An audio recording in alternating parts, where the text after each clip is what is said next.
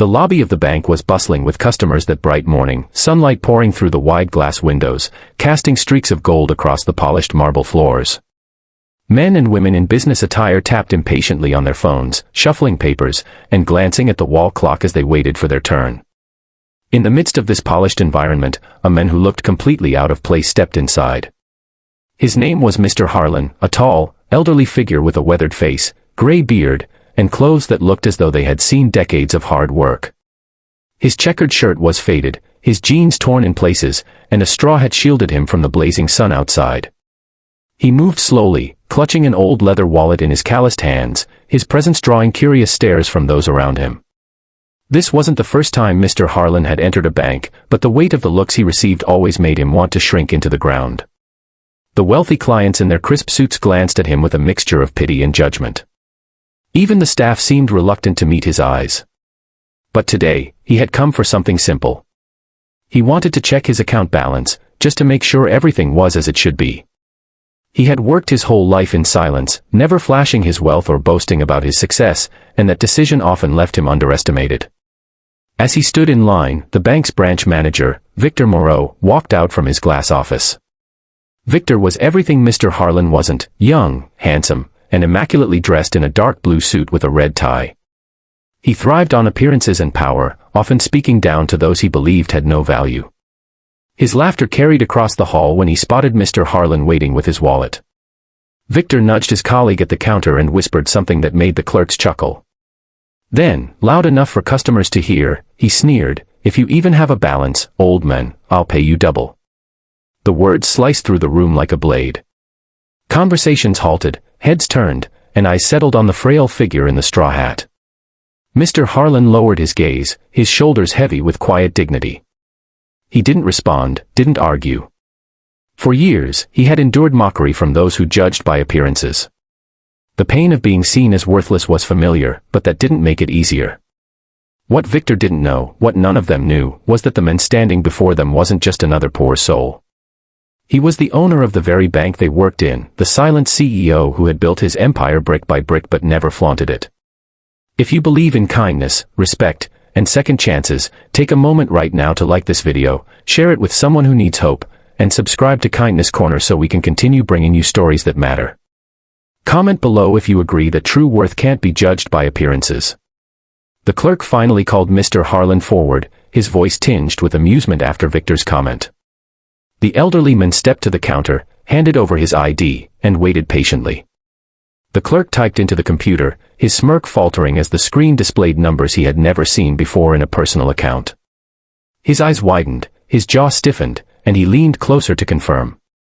Zeros filled the screen, a fortune that could purchase the entire building many times over.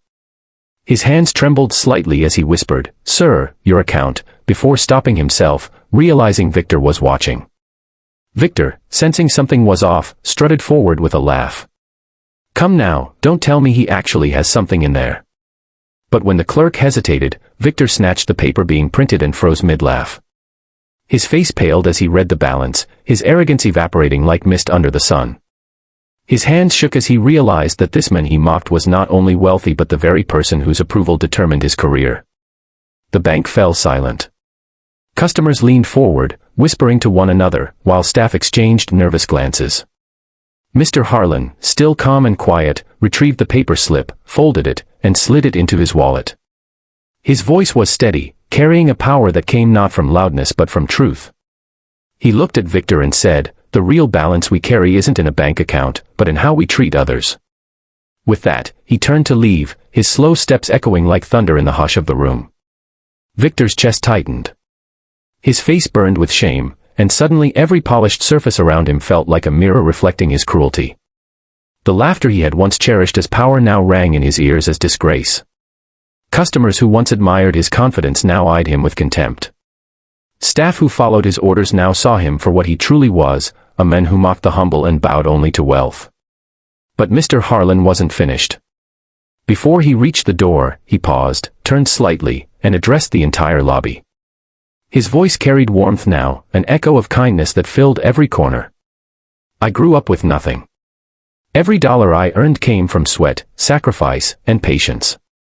I built this bank not to make men arrogant, but to give families hope, to help workers achieve their dreams, to remind people that respect must always come before wealth. If you see someone who looks worn or tired, remember, you know nothing of the storms they've survived. Treat them with the dignity you'd want for yourself. The room was still. Even the ticking of the wall clock seemed to pause, as though the universe was listening. Tears glistened in the eyes of a young mother in line. An older man in the corner nodded slowly, pressing his hand to his chest. For a moment, it felt as though the world had shifted, as if every person in that bank had been forced to look inward. Victor, however, stood frozen, humiliated before his staff and customers.